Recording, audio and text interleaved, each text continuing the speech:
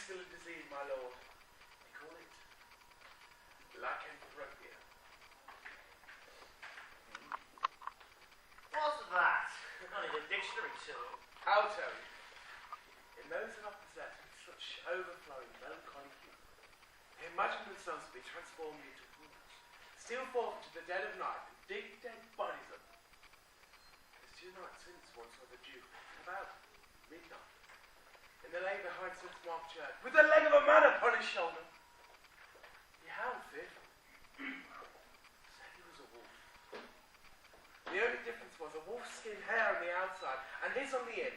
Bade them take up their swords, rip up his flesh, and drive straight. And having measured on it, found his grace very well recovered. I am glad of it. Yet not without some fear of blast. If he goes to his fit again, I'll go further to work for him than ever Parcellies ever dreamed of. If they can believe, I'll buffet the madness out of him. Stand aside, he comes.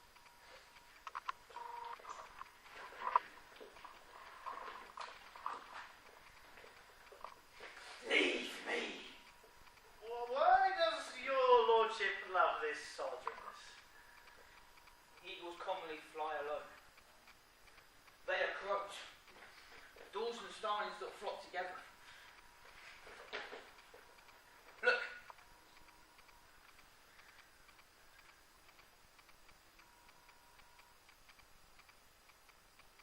What's that follows me? Nothing, my lord. Yes? 'Tis your shadow. Stay it! Let it not haunt me! Impossible. If you move and the sun shines. I will throttle it! Oh, my lord, you are angry with nothing. You are a fool! How's it put to catch my shadows or four upon it? When I go to hell, I mean to carry a bride for Lucky. Good gives ever more make way for the worst persons. Right's good, my lord. I am studying in the art of patience. 'Tis a noble virtue. To drive 6 snails from this town to Moscow. Neither use go nor whip, but let them take their own time. The patience man in our world much means for an experiment, and I'll crawl over like a sheep like. Of course, no. Use me well.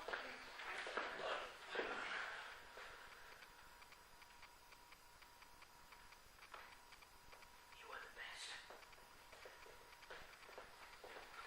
What I have done, I have done. I'll confess nothing!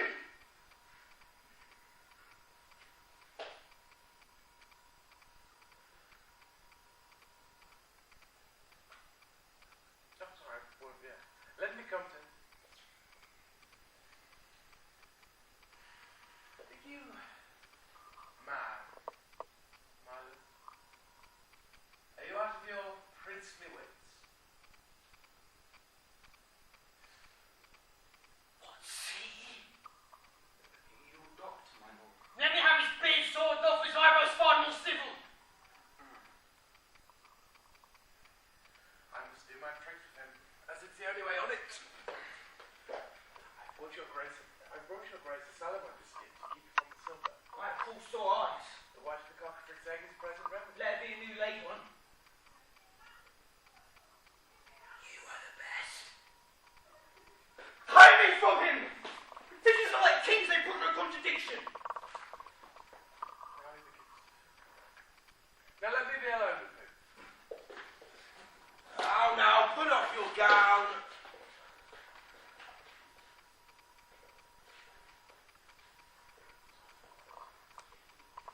Now let me have some 40 your eyes filled with rosy water.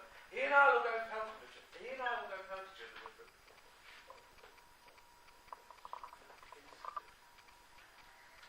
Fetch a frisk.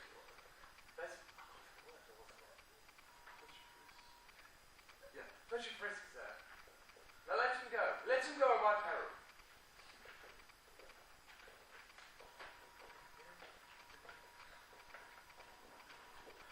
I find by his eye.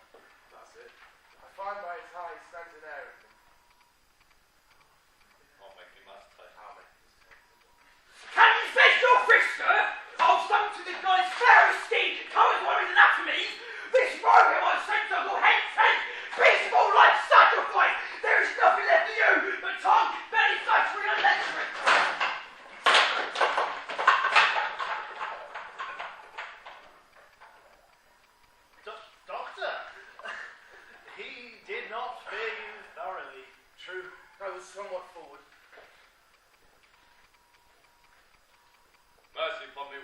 judgment hath fall upon this Ferdinand.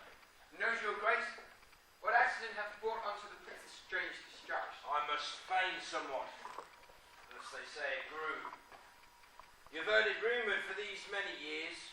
None of our family dies, but there is seen the shape of an old woman, which is given by tradition to us to have been murdered by her nephews for her riches. Such a figure one night, as the prince sat at late at his book, appeared to him when crying out for help. The gentleman of his chamber found his grace all on the cold sweat, altered much in face and language. Since to his aberration he hath grown worse and worse, and I much fear he cannot live. Sit, I will speak with you. We'll leave your grace, wishing to the sick prince our noble lord all health of mind and body. You are most welcome. Are you come, sir? This fellow must not know by any means I had intelligence in our duchess. This fellow must not know by any means I had intelligence in our duchess's death. For though I counselled it, the fall of the engagement seemed to grow from Ferdinand. Now, sir, how fares our sister? I do not think but sorrow makes her look like an oft-dyed garment. She shall now taste comfort from me. Why do you look so wildly? Oh, the fortune of your master here, the prince digects you. But be of you happy comfort. If you'll do one thing for me, I'll entreat. Though he had a cold tombstone over his bones, I'd make you what you would be. Anything give it in thee in the breath and fly to it. They that think long, small expedition win, from using much at the end cannot begin. Sir, will you come in supper? I am busy. Leave me. What an excellent shape hath that fellow. 'Tis thus. Antonio lurks here in Milan. Inquire him out and kill him. While he lives, our sister cannot marry, and I thought of an excellent match for her. Do this and style me thy advancement. By what means shall I find him out? There is a gentleman called Delio here in the camp that hath long been approved his loyal friend. Set eye upon that fellow, follow him to mass, maybe Antonio, although he do account religion but a school name. For a fashion of the world may accompany him. Or else go inquire out Delio's confessor and see if you can bribe him to reveal it. There are 1,000 ways a man might find to trace it, as to know what fellows on the Jews for taking up great sums of money. For sure he's in what. Or else go to the picture makers and learn who bought the picture lately.